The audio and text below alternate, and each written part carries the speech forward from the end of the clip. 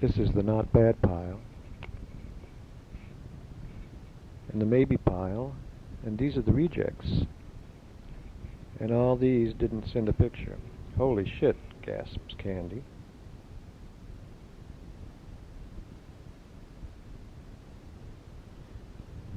What did your ad say, Michael?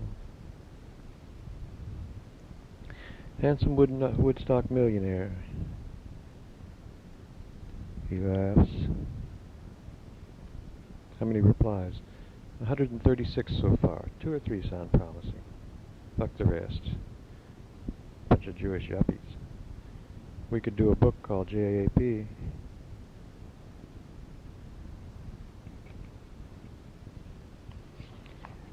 And land your ass in court, he says.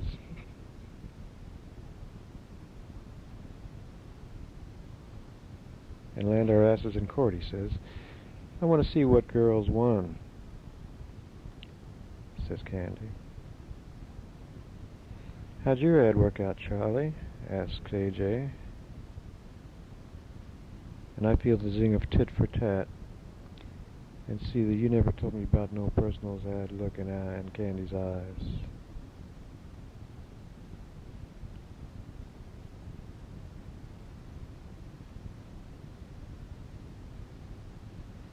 Aha, you poor bastards. So this is how you geeks meet girls. I could give a flying fuck. The brown booze burns my throat, and it is my turn at the silver straw. And all I can do is sigh and laugh and do another line.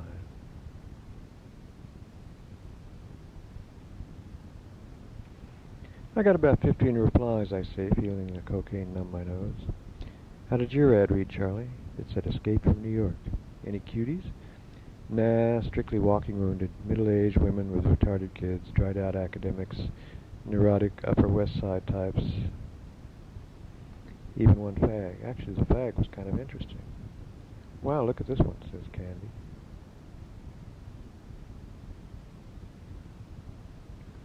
She passes the photo, a gorgeous Bach Rock studio portrait of Daddy's little princess showing too many perfect teeth.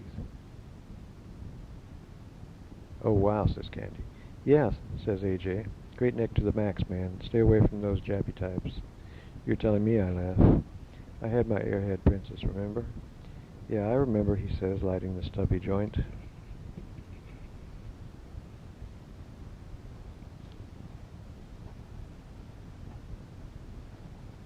Lighting a fresh joint.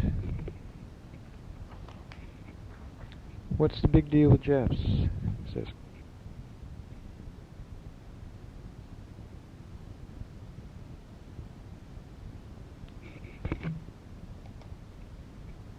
What's the big deal with Japs? Says Candy. Honey, I wish I knew. They can't cook, they can't clean, and they can't fuck. Lake Placid, says AJ. What's Lake Placid? Says Candy.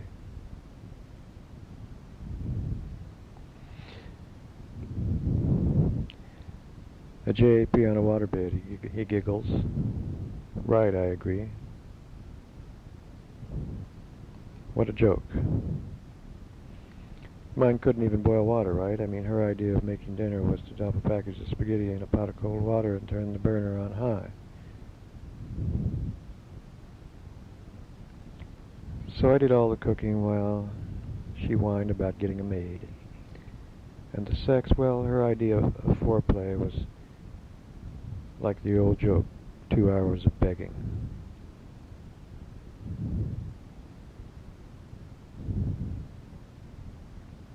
Well, why on earth, says Candy.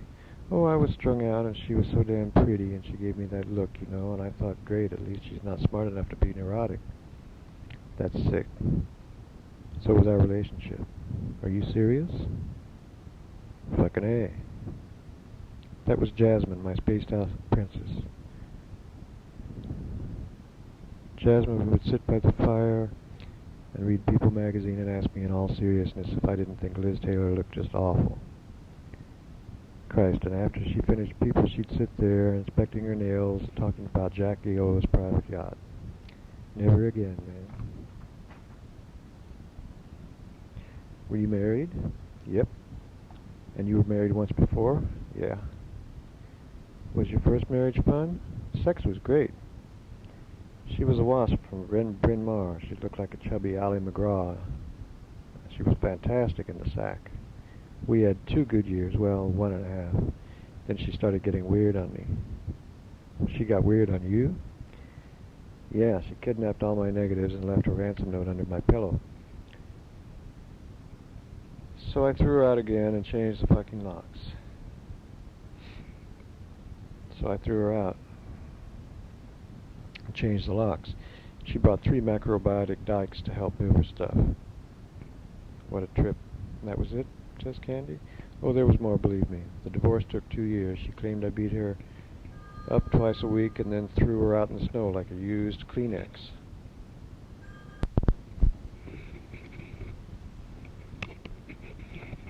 She got weird on you? She kidnapped all my negatives and left a ransom note under my pillow, so I threw her out and changed the fucking locks. She brought 3 macrobiotic dykes to help move her stuff. What a trip. That was it. Oh, there was more, believe me. The divorce took 2 years. She claimed I beat her up twice a week and then threw her out in the snow like a used Kleenex. Who won? The lawyers won, honey. At least I didn't have to give the bitch a dime. Her hotshot lawyer had a heart attack just before the trial, and that's what saved me. Finally, she hired a cheap lawyer to get it over with. And afterwards, outside the courtroom, this cheapo guy tries to toady up to me, and I tell him to fuck off. But he follows me into the John, and while I'm pissing, he offers me a job. What, a blowjob?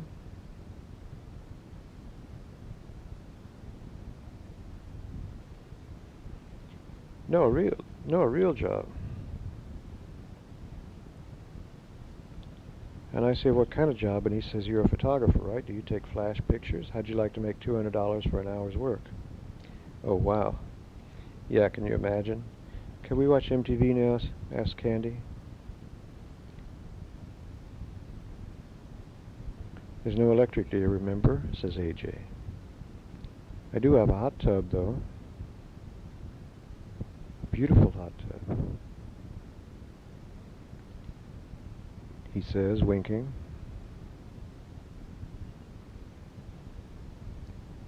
The hot tub's fueled with gas.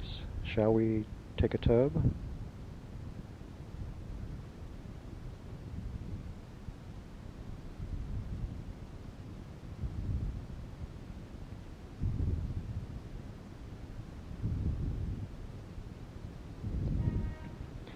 Yeah, says Candy. Well, you guys help yourself to some more Tootski, and I'll go fire it up.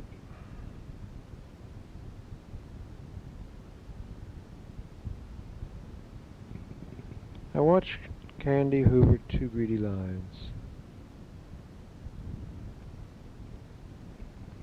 and then it's my turn. Snuff, snuff, stuff. And before I know it, I am on another level, flying, coked up and half drunk on my 3rd triple rum. I walk to the John and cringe as I see my pop-eyed face in the mirror. Holy shit.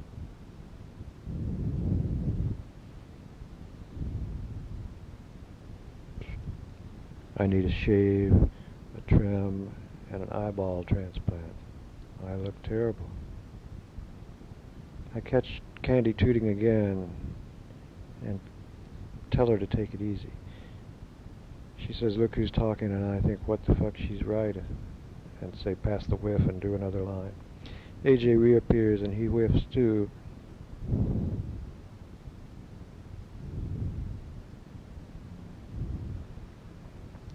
And once again we are all jabbering at once, and I know it is infinitely profound, but the words go in one ear and out the other.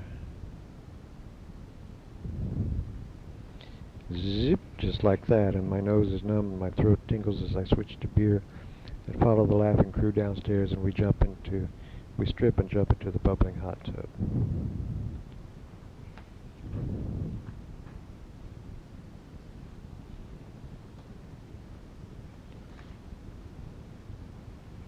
It is beautiful. It is warm and bubbly, and it feels crazy and terrific, and candy looks so yummy in the candlelight, and I see AJ thinks so too. What about your divorce, AJ, says Candy. Oh man, he moans, not now, please. I'm right in the middle of all that crap.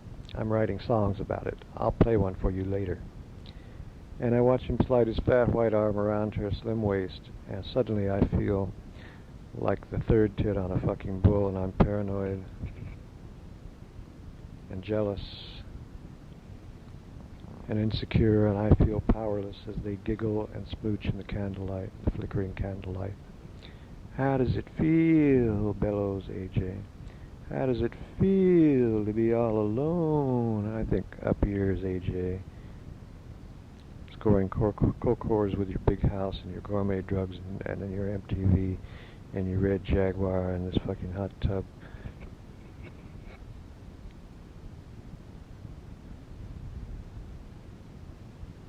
How does it feel, my ass?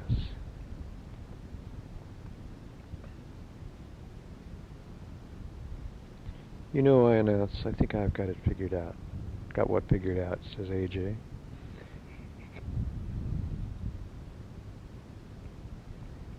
Being and seeing, I reply, buzzing like a banshee.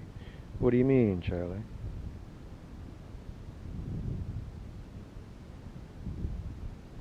Blow enough holes in your brain filter and you see things for what they really are, I hear myself saying.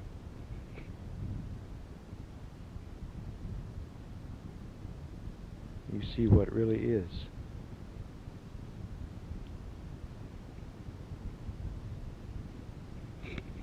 Like Van Gogh. I went to that big Van Gogh show at the Met.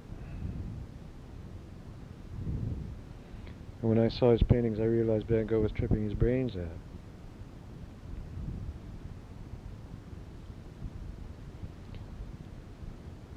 And here's a man who's changed the face of modern art, and he only made $59 in his poor sad life, and he was crazy and ugly and alone, and he cut off his ear to impress a whore. So, laughs AJ, Van Gogh should have wised up, man, and found himself a good plastic surgeon.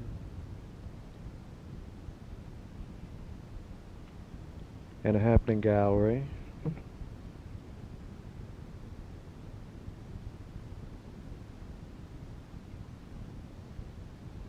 And some antidepressants. And had his teeth kept, you know?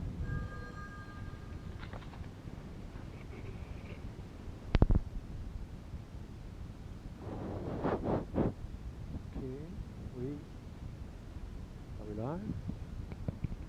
It's a cold November afternoon. It's chapter 34. It's a cold November afternoon. I'm sipping a steaming mug of tea and raking damp leaves into bright colored piles. My head is beginning to clear. I have resolved to behave. Get it together, lighten up. Try to forget Candy. She lasted 11 days. I'm sort of seeing AJ, she said.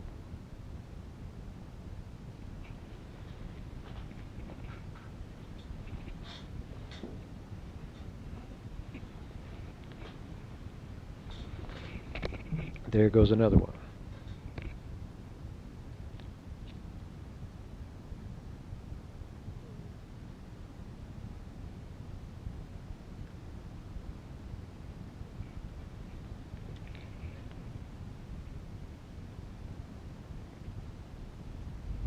I hug a pile of leaves and drop them into the wheelbarrow. The air was cold and fresh. The afternoon sun cuts bright patterns on the majestic pines. The freaky early snow is now a damp memory. Just like the quick $1,000 I dropped on Candy, the shopping spree, the lost contact lens, the $100 night at Deanie's, all for 5 or 6 honest-to-goodness fucks. Christ. I should have hired a hooker and avoided all the aggravation. Hookers never tell you you're breath stinks, or your rap is lame, or you look like death warmed over. Thank God for this cabin in these woods, this healing refuge. I could stand here forever feeling the pale sun warm my face.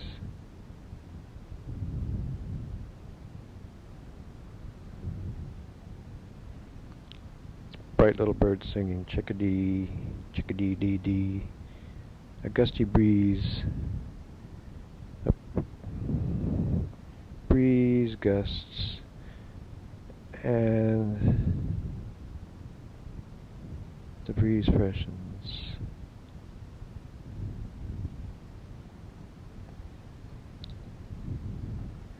And the tall tree and the tall pines dance in place. I smile as two crazy squirrels roll and tumble in the yard.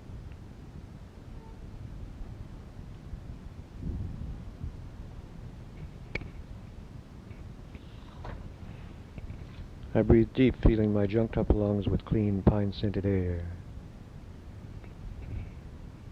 Clean mountain air.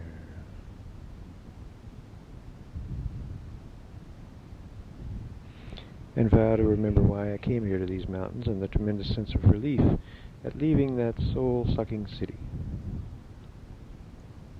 I vow to behave, up early, that's it. Exercise, meditation. Long walks down quiet country roads. No more, I want it now. More. Bullshit. No more bop till you drop, no more dumb cunt follies. Okay, Charlie? Is it so impossible to cut the crap, smile to the world, take control of my life? I will calm down, find my center.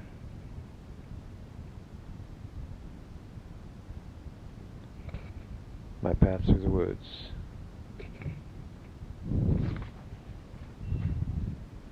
Clear and high. That's it.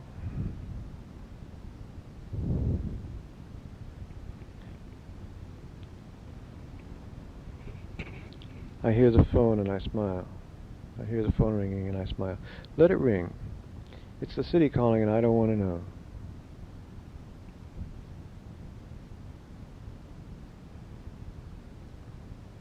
Say I'm too sensitive, too neurotic, too thin-skinned, who cares?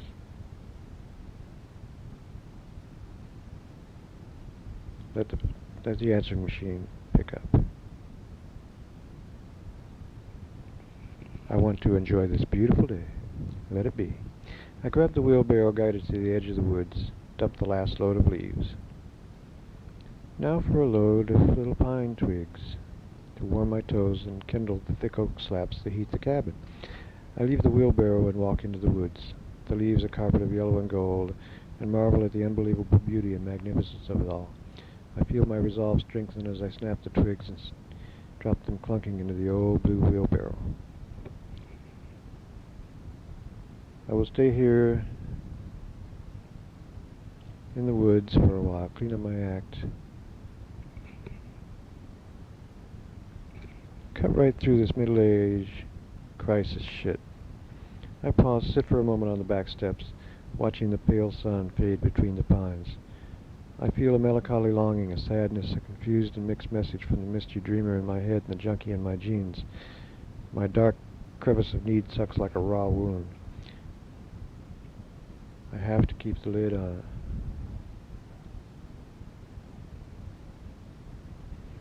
Learn to accept my life no matter what. And if I face another bleak season alone, why, so be it. I will put the plug in the jug, face the world with clear eyes, find the peace I came here to find, yes.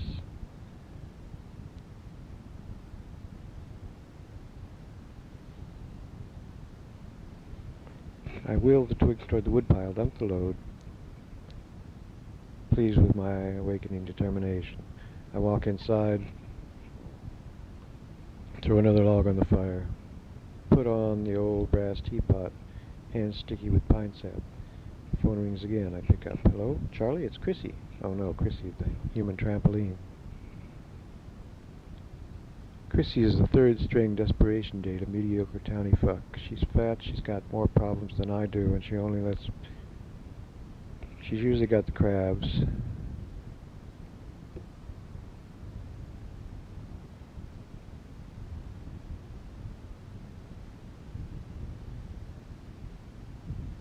And she only lets me fuck her when she's drunk. She's drunk now. Charlie, she says, I need a bad, kiddo. I'm busy, Chrissy.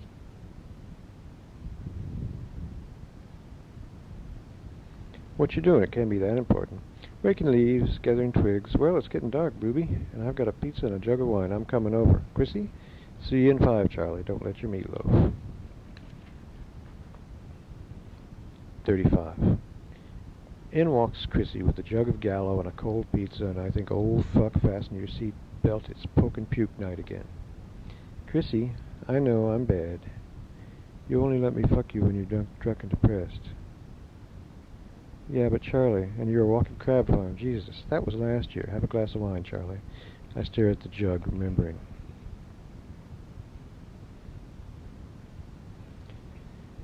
But there's no other booze, not even a beer. Well, so much for my big detox. I curse as I pour 2 glasses of California rot gut and hand one to Chrissy.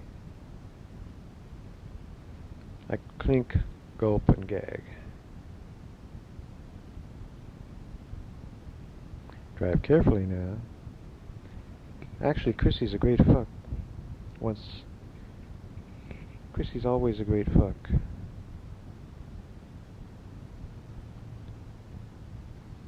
Always a fun fuck. Once I get her, once we get juiced up. And the drunker she gets, the wilder she wiggles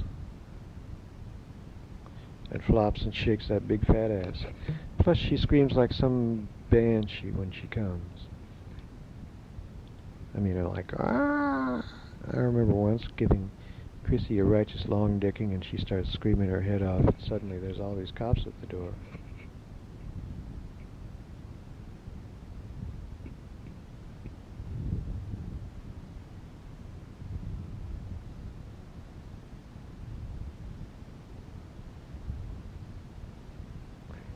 And I'm naked and wild-eyed.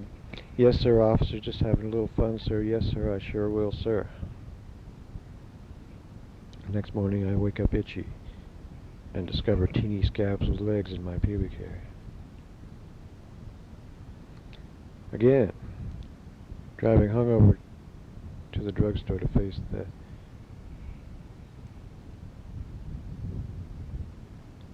wimpy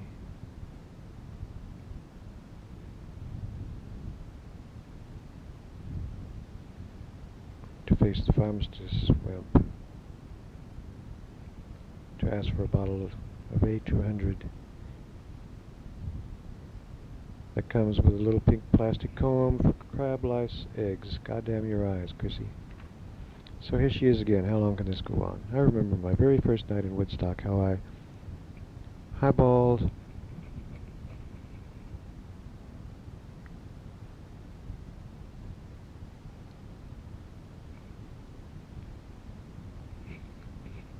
that old Buick up the thruway to see Crazy Sarah, and discovered a whole house full of bad girls, bathroom full of diaphragms. But Crazy Sarah was gone to some Zen workshop, and Chrissy said, would I like a gin tonic, and we got bombed and made it right there on the dining room floor. And Crazy Sarah came over from a spiritual group to find a trail of underwear leading from the kitchen to the bedroom, and me and Chrissy sprawled on Crazy Sarah's bed, passed out, crabs and all. You look so serious, Charlie. Midlife crisis.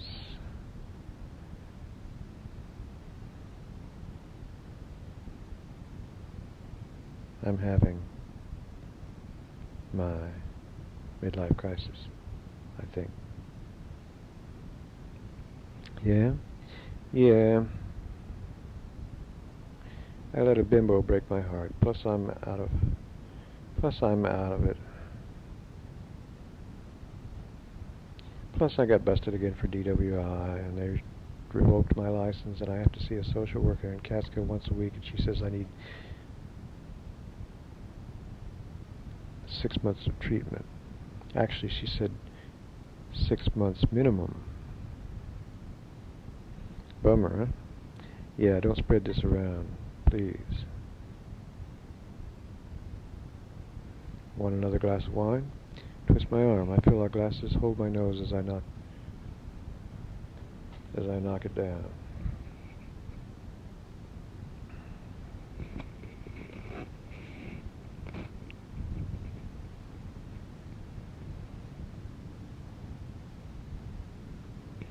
She laughs, a big body, ha ha ha. You hate it so much you can't get enough, she says.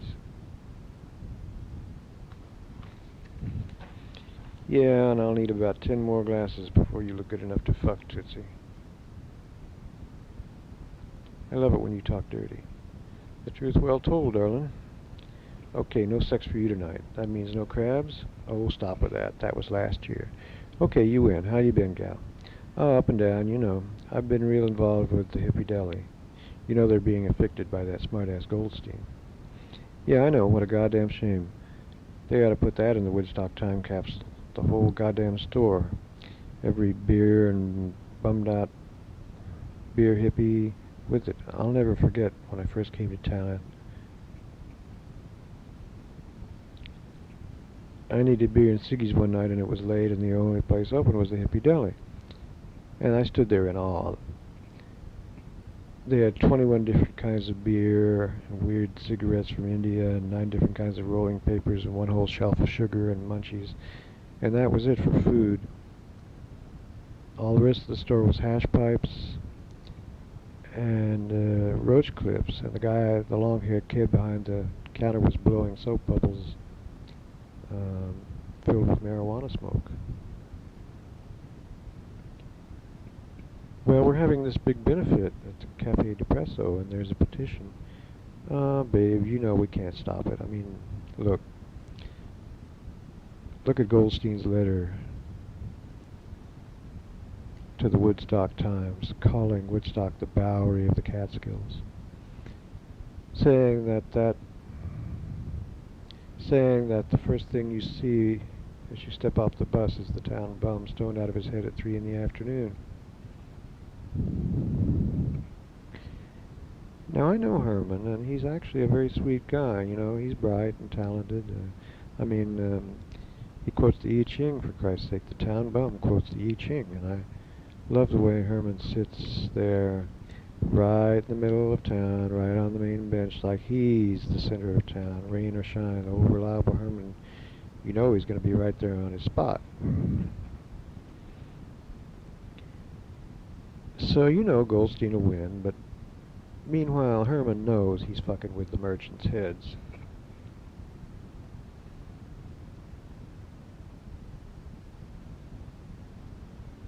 Unless they can catch him drinking. It's so funny when Herman walks to the woods for a nip and the cruiser follows him going about 2 miles an hour. Hi, Herman. We're watching you, Herman.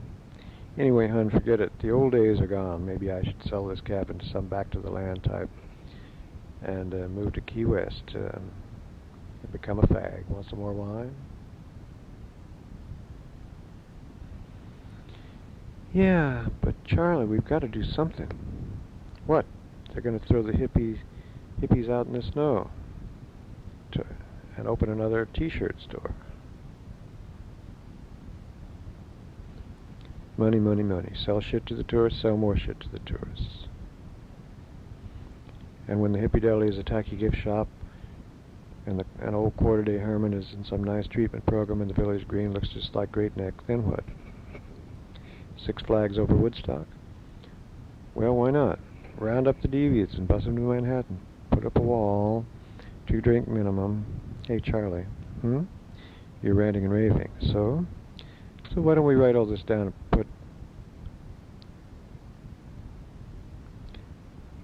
and put it in the time capsule?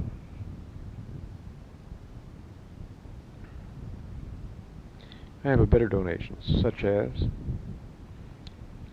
a little rubber shark. A shark? Long story. I drained the jug. Anyway, we're out of wine, Christy, my girl. Chrissy, my girl.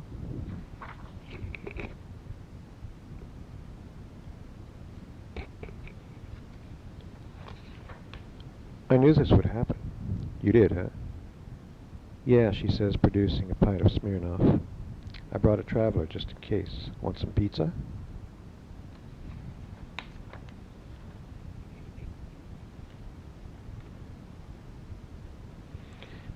"36. Happy hour. The fire crackles, stereo plays the blues. I drain my third stiff drink. Smile at the welcome glow, the sweet ease of all right as the tension melts and the brain says, oh, God Almighty, yes, yes, yes, give me more of that. How about another little nip, Mr. McGee? Well, Charlie, since you insist, twist my arm and don't mind if I do one more time. Does it matter? My time has come.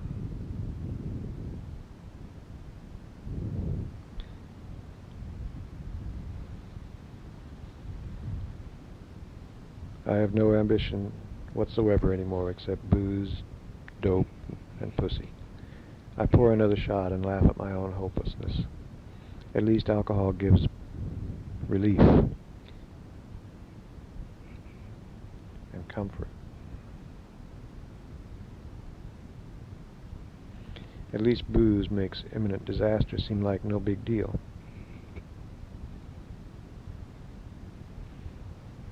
Look at me.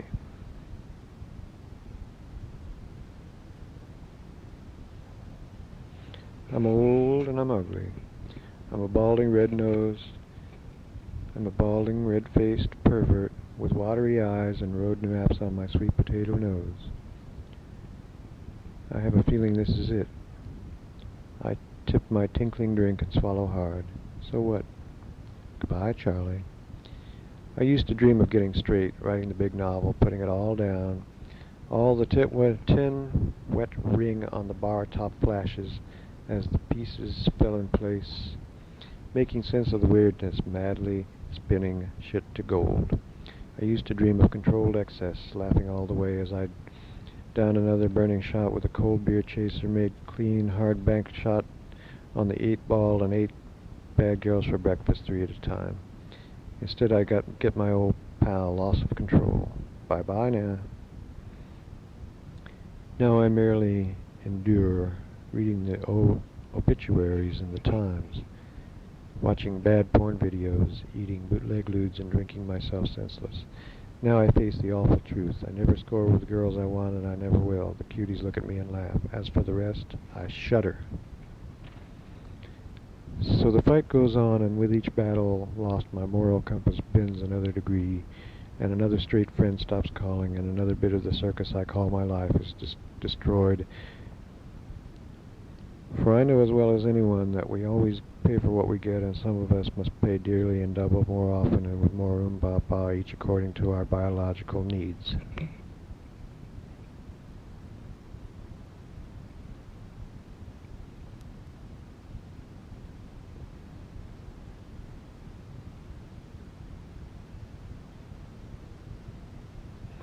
The shell of addiction is filled with the roar of lust and bottomless thirst. The frightful noise of dumb foot kicks and bottomless desire, and endless desire.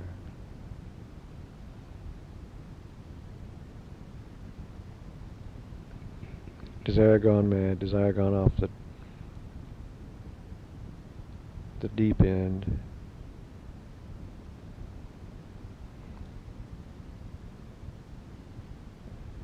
To that edge, that same dream where I fall into the bottomless hole, and all the time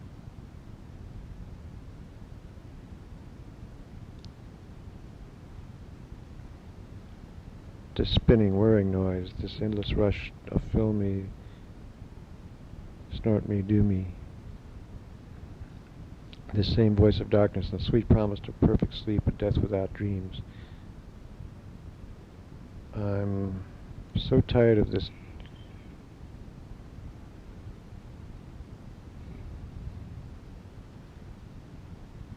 I'm so sick of this tired of living. Scared of dying routine. Falling off the edge of the black pit.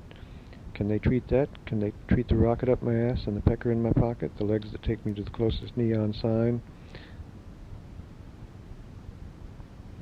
And the pop hiss of that first cold beer of the day?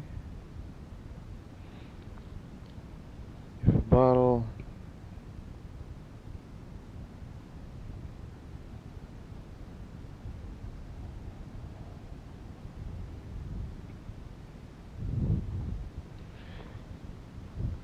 can they control a career on the skids? With the sorry fact that I bought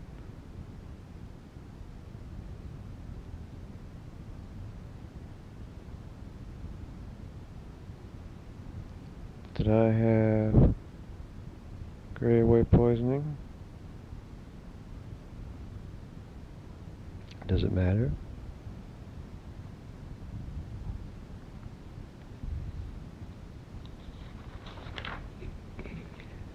I laugh. The whole ridiculous DWI mess. What a fucking trip. It was easier the first time. The judge said he'd reduce the charge to impaired if I'd take the class.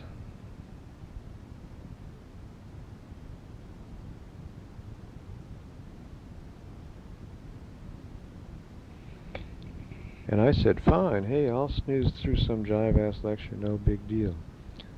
Except the class was 7 sessions, 18 goddamn hours of reprogramming. We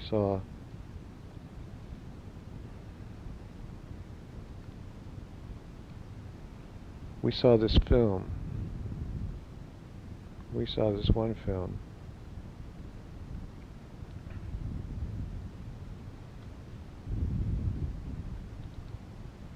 Where some California professor is at a blackboard drawing this descending curve from loss of control to blackouts to professional disasters to personal nightmares to violent, disgusting behavior to weird health problems to doom and gloom. And I thought, yeah, I've been there. Our alky brains, said the doc, release natural opiates called endorphins. That good old double hit and the endless craving for more and more and more. Do we understand, he says, that we must never drink again?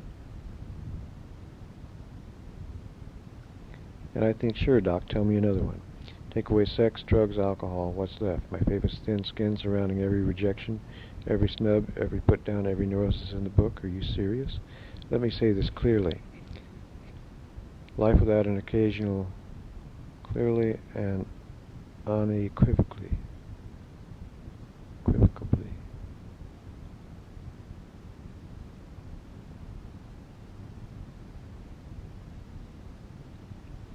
life without an occasional binge would be absolutely unbearable.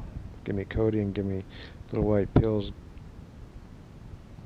give me red convertibles and a bad girl on each knee.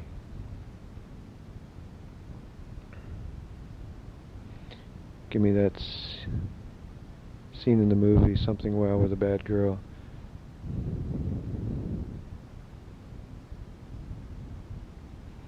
Kidnaps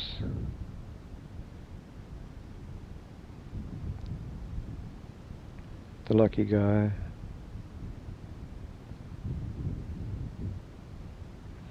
And hands him the pint of Seagram's in the Holland Tunnel en route to some Jersey motel where she handcuffs him to the bed and laughs, "You're a rebel, aren't you, Charlie?" Our teacher says alcohol abuse is a search for a superficial external resolution of life's problems. So what else is new? I drink to escape. I drink to dream, knowing I'll never have my playmate, or if I do, she'll be sicker than me, like Jasmine, like Candy.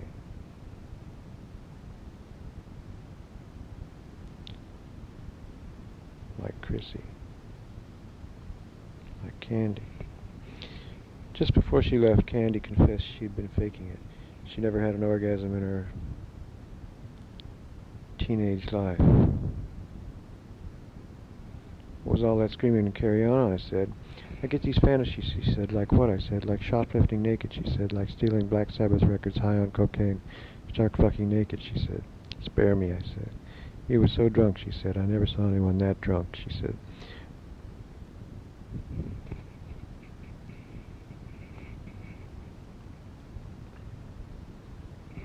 Don't do it again. Nothing funnier than a kleptomaniac teeny-bop co-core telling me to keep the plug in the jug. Me, who's pissed away more brain cells than she ever had. Ha.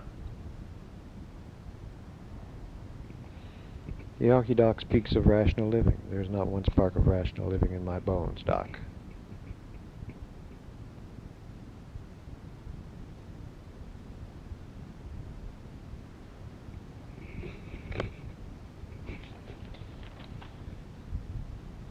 Listen, I will trade one hot backseat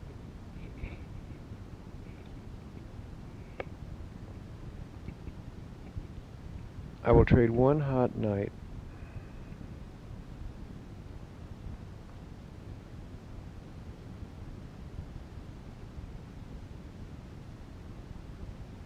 in the backseat passion pit at the drive-in for all the training films that preach things like upgrading your addictions to preferences. Do you understand? Anyway, how the hell does one upgrade an addiction? With a bulldozer?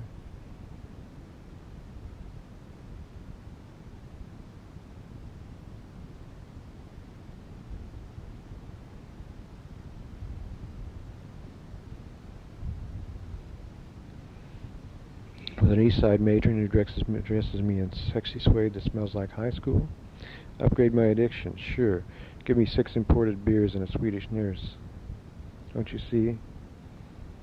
They want to program me to be straight when there isn't a straight bone in my body or a straight synapse in the sneeze of the jellyfish brain. They want to treat me like sterilized seeds. Tar on the phone pole.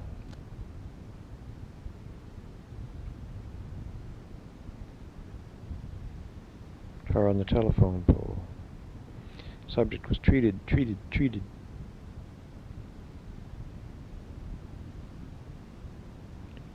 They want me to photograph clowns and babies flaming sunsets.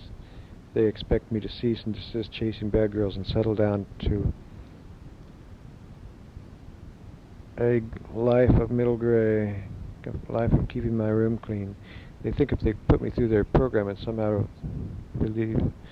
remove my entire reason for being, I'll straighten out as if they ever understood, as if anyone ever understood.